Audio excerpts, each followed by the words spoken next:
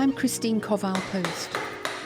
I've been working as a sculptor and a woodcarver for about 35 years in Liverpool, Wales, the Netherlands, and here in Sussex. This is my studio. I don't find this work easy because being an artist is a solitary occupation. So it's difficult being shut up on your own thinking about how to express your feelings about the world.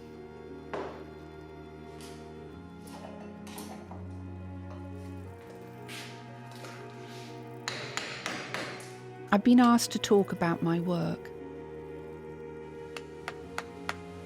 I consider my work to be political, deep ecology, and feminist. The personal is political. So I make work about what it is to be a woman in the world today. Artists describe the world around them, and that's what I try to do. It helps give meaning to my existence.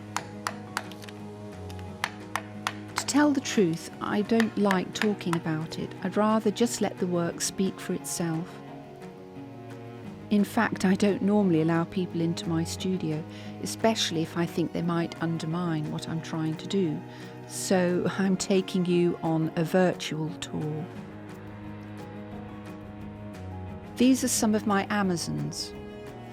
The Amazons were mythological warrior women described by the ancient Greeks, and I've been working on them for the last 20 years. I've sold lots of them because one has to, and then you regret it, and you have to make more just to keep them as an effective squad, a company, a small organised group. There's so much to say about them. They're contemporary women dressed up as mythological figures. They give birth, they menstruate. They provide a feminist symbol of the potential power of women, which I believe in.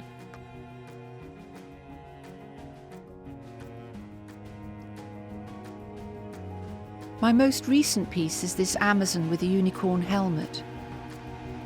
It's referencing so-called princess culture among young girls. I want to explore how they start thinking in this childlike way. Is it exploratory and empowering, or does it channel them into traditional gender roles? And I'm also working on ideas for another Amazon, for this very big piece which I'm looking forward to the challenge of working on.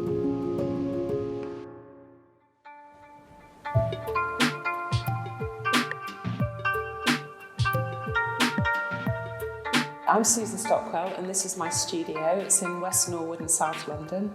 I've been here for about 12 years. It's been great.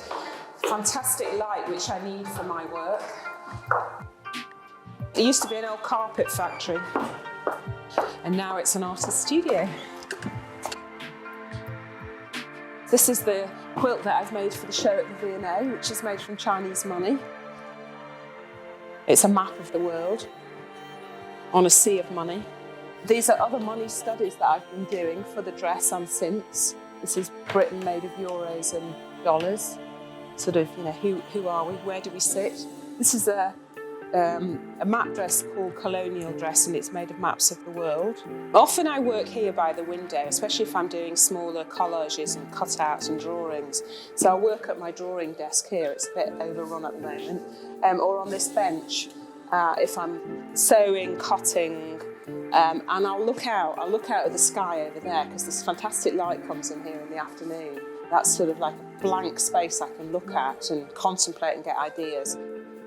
I'm not a quilter, I'm an artist who makes lots of different things. I trained as a sculptor, so the work is about beauty as well as other things, and it's very important to me, and I use these sort of craft processes to make these beautiful objects, but they also have a content or a subtext that's much more political than that. The work's about ecology as well and use recycled materials a lot, but there's also a sort of ecology within the ideas behind the work. When I did a residency in China a few years ago, I thought it was an amazing, fascinating place that's changing so quickly. You can kind of see how it's overtaking the West or the old world.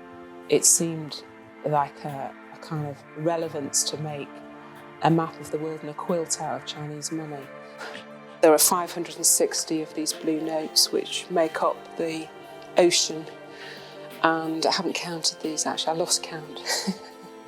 It took me so long I lost count. I knew I was good at art. It was something I got total confidence in ever since I was a child. I can remember the teacher sort of said, "What do you want to do?" And I said, "I really want to go to art college." And she said, "I'm willing to give you extra lessons to get your portfolio together to see if we can get you in." She went and stood and asked my headmistress, and I stood at the end of the corridor and watched the headmistress shoo this other teacher away and said, "We have not got time to allow one student to do that." So that was the end of it. There was no hope whatsoever of me ever going to art college. Then I left home to come over to London. And then I met my husband, and there was just one night I thought, I hadn't drawn, I think, for something like 20 years. And I sat down there and took out a sketchbook, and I thought, I'm going to take a year off and I'm going to get a portfolio together and see if I can get into college. And I applied and got in, and I was astounded. And I've been astounded ever since. I went for a trip to America and went to Guggenheim and saw some ceramics that were 2000 BC, and they were painted. These had been taken out of the Nile and there were still remnants of paint. I thought, if it was all right for them, what's wrong with doing it now? Why have we got into this whole idea that things have to be glazed? As I'm laying out the slabs, I'm cutting pieces at random. Some will be of use and some won't be of use. It's literally a matter of laying it all down. If the line is right and the spaces of one piece at random fits up against another piece at random and the balance works, it is literally done like that. There's no pre-thought on it at all. It either works or it doesn't. There's such simplicity in a good line that it's completely underestimated because it's so incredibly difficult. If you think about the Japanese that do hieroglyphics or the Egyptians, it's a matter of luck and the line that comes through. And I like the craftsmanship of drilling it in and sanding it down, and that will be done in such a way that your eye doesn't see how it's done. I can't believe I'm doing it. I cannot believe my luck. Even whenever I'm sitting here depressed sometimes and I look out the door and I think, how can I be depressed? Look at that, the sky's blue and I'm sitting here doing something that I have always wanted to do all my life, and I am so privileged. There's still so much more to learn and still so much more to get excited about.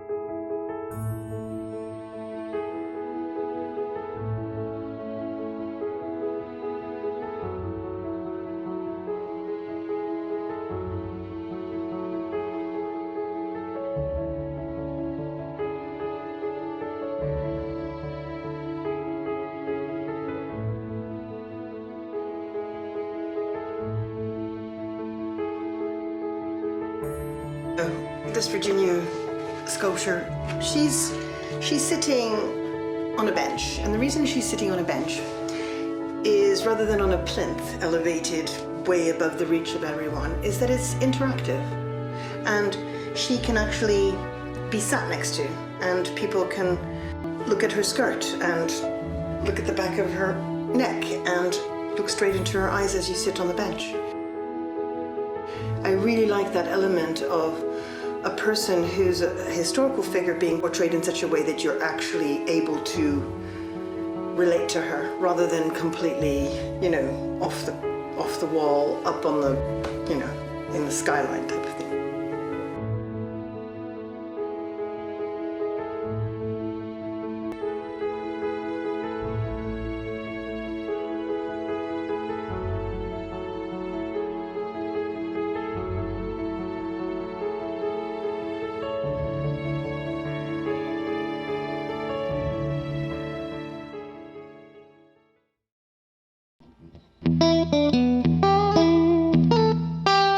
Away like a lot of the wood stuff and just clear it out, and then lay the plastic and then chicken wire, and then the clay. And for the clay, it's really nice that it's clean, so it's important to kind of like just get rid of the sawdust at this point.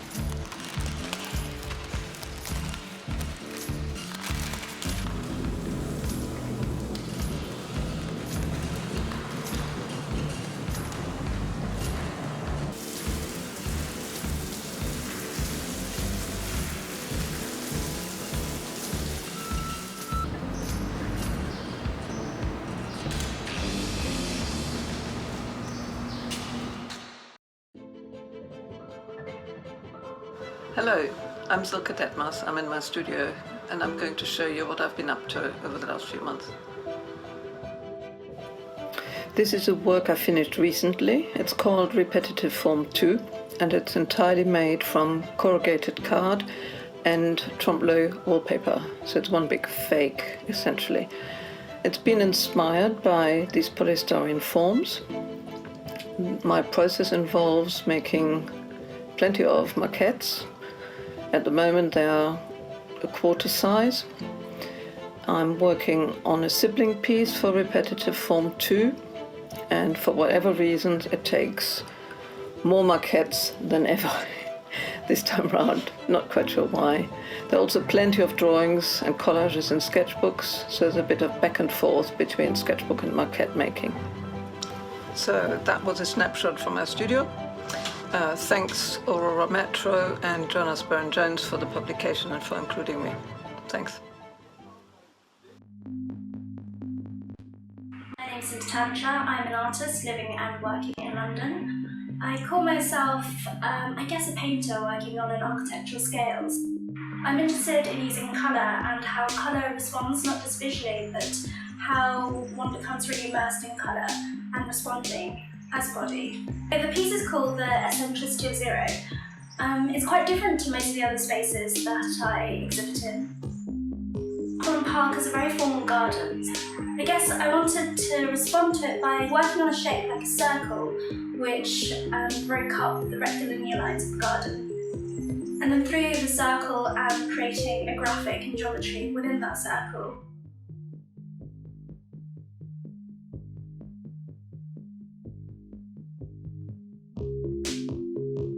I guess I wanted to respond to this by creating, I guess also an interactive piece where people walk through the sculpture, and you've got the two panels on either end, which I guess gives the feeling of being in a maze or in a corridor.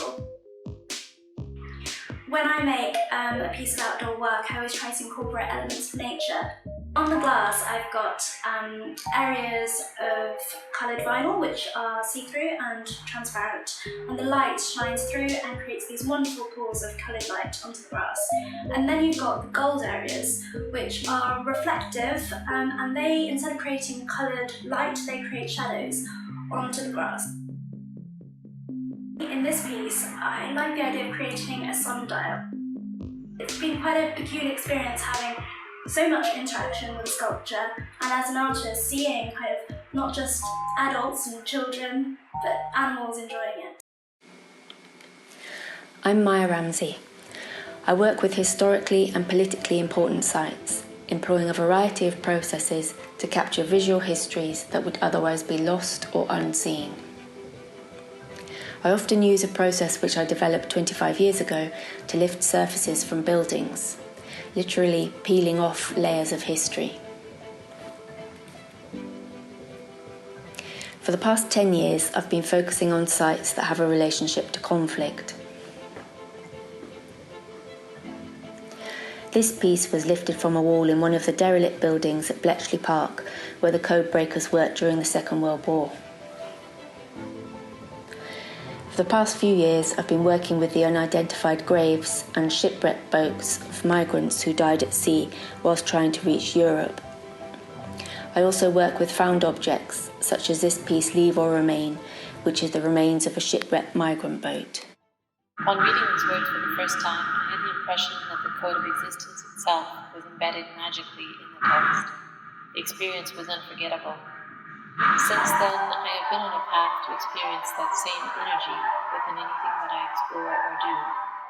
During that period, I found the same power in the works of Miles Davis, Paul Cézanne, Camille Claudel, or Walt Whitman.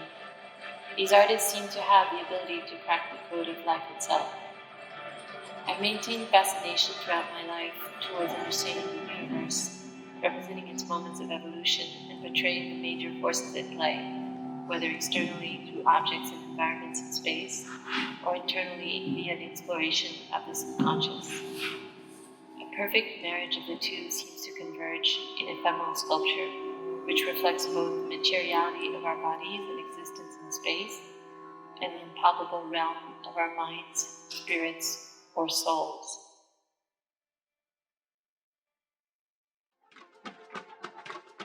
Art isn't a separate activity. It's not a job or it's not a hobby even. It's who I am, and what I live and breathe and eat and grow comes through me and my work. I'm Anu Patel. Actually, my whole name is Anuradha, but Anu for short. I'm an artist. If I were to go through it, I would say I'm Indian, African, English, and Australian, because I've had my decades in each of those countries, So it's a combination of all of those. It's very difficult to say I'm specifically one thing or another. I'm all. Actually, I'm all of it. Creativity is something that you live and breathe, For me, it's just my daily makeup.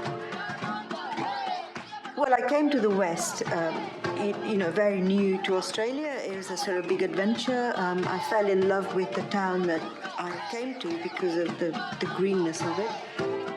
It feels, at the beginning, it feels like a beginning, and it feels like a young child, there's so much more to look forward to, and the world is going to grow. There's so many things to discover. People are all growing together. So it's an exciting time to be part of this area. That's the best thing about being an artist is you never retire. And I think you're aiming to sort of always do, the best thing will always come in the future.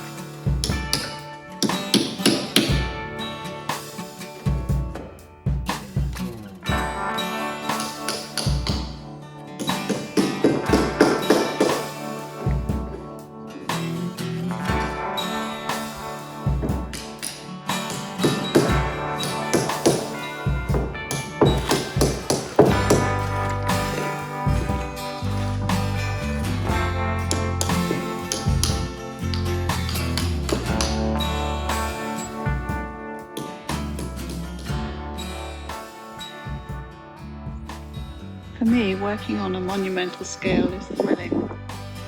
When you put inspired sculpture outdoors. It used to contend with trees and buildings, and it really needs to be monumental. I do work in lots of different scales and different materials, but I just get the biggest thrill when I'm working on a large piece. Very often I'm working in sections, and so you don't see the whole piece until it's put together. We're still putting this one together. You can see I haven't put the doors on yet, but she's 20 foot high. And I've made a few that size, and I feel quite comfortable working in that scale.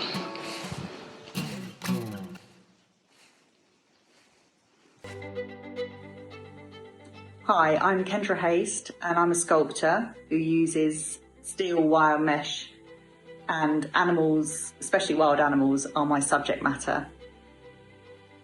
I'm so delighted to be included in the 50 Women Sculptors book. It's really exciting just to see the diverse variety of sculpture being created today by women. Some quite untraditional materials being used as well, which is interesting. Materials such as sort of paper, wool, fabric, wire, materials traditionally seen as coming from a more feminine craft tradition. But this book really does celebrate these materials as powerful mediums for sculpture. I love using wire mesh. For me, it's such an expressive material. Unlike cast metals and bronzes, there's not a solid, cold surface. The mesh has holes, and you can really get that sense of the underlying structures and forms created, which certainly for my subject matter is so important in sort of creating that sense of life and animation in the animals I make.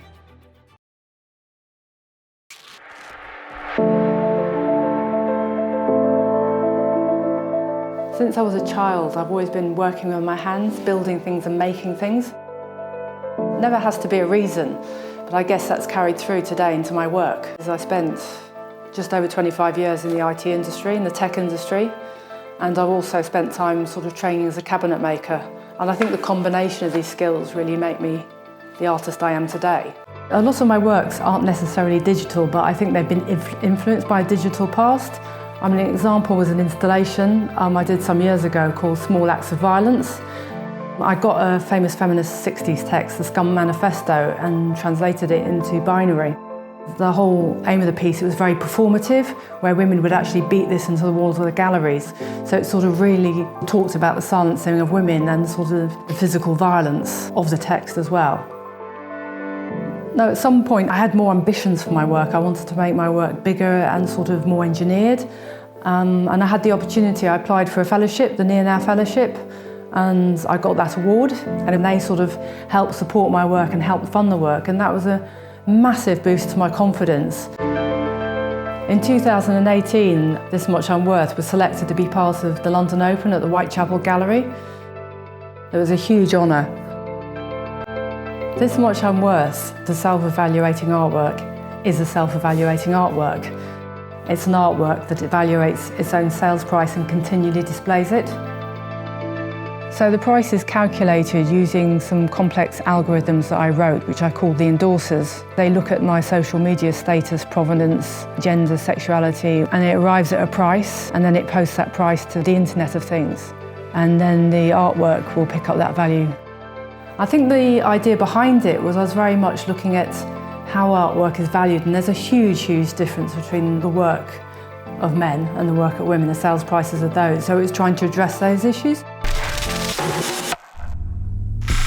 The number of women in tech is going down. Women don't want to work into these industries that are sort of quite hostile to females. And I think I'm a visual artist, you know, if I could say this with words, I would. But what I'm trying to do is to get people to talk about this, and I'm trying to address these issues through my work.